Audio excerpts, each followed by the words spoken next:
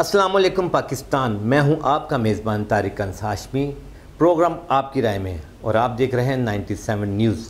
ناظرین، یوں تو ہم نے بہت سارے پروگرام آپ لوگوں کو دکھائے ہیں 97 نیوز کی طرف سے، آپ کو بہت ساری ریکارڈنگز، مختلف قسم کے پروگرام۔ جو پروگرام آج ہم آپ کو دکھا رہے ہیں وہ ایک چھوٹی ننھی انوسینٹ بچی مرحا عمیر، اس کے بارے میں ہم ابھی آپ کو بتاتے ہیں۔ تو ناظرین، اس پروگرام میں ہم ساتھ ساتھ مرحا عمیر کی فوٹیج بھی آپ لوگوں کو دکھائیں گے، آپ وہ بھی دیکھیے گا۔ تو ناظرین، 5 سالہ مرحا عمیر کی موت کے ذمہ دار ڈاکٹرز کو فوری طور پر معطل کیا جانا چاہیے تاکہ انصاف کے تقاضے پورے ہو سکیں اور متاثرین کو انصاف ملے، اور وزیر اعظم کی طرف سے بنائی گئی کمیٹی جلد از جلد رپورٹ درج کرے۔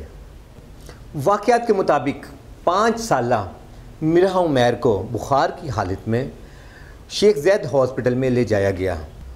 پہلے تو بچے کو کئی گھنٹے تک ایمرجنسی میں بغیر ڈائجسٹ کیے علاج کرتے رہے۔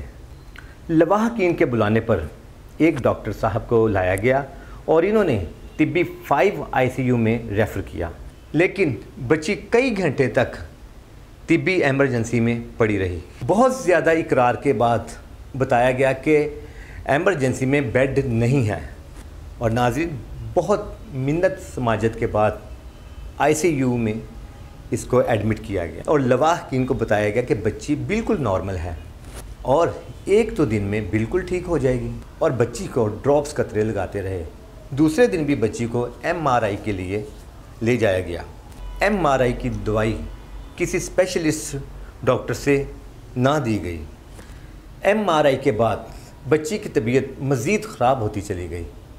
لواحقین منت سماجت کرتے رہے، لیکن ڈاکٹروں نے کسی کی نہ سنی اور اس کو بغیر کسی اسپیشلسٹ کے اس کا چیک اپ کرتے رہے اور اس کا علاج کرتے رہے، اور بغیر اجازت MRI کروانے اور ڈاکٹرز کی غفلت کی وجہ سے مرحا عمیر کی موت واقع ہوئی۔ تو ناظرین، تحقیق کروا کر واقعے کی نشاندہی کروائی جائے تاکہ مزید جانوں کا نقصان نہ ہو۔ میری اپیل ہے گورنمنٹ سے بھی اور یہ جو ڈاکٹر ہیں ہاسپٹل میں ان سے بھی کہ یہ زیادہ سے زیادہ پیشنٹ کی، مریضوں کی کیئر کریں۔ اس کے ساتھ ہی ہمارا آج کا پروگرام ختم ہوتا ہے۔ اپنے میزبان طارق انس ہاشمی کو اجازت دیجیے۔ اللہ حافظ۔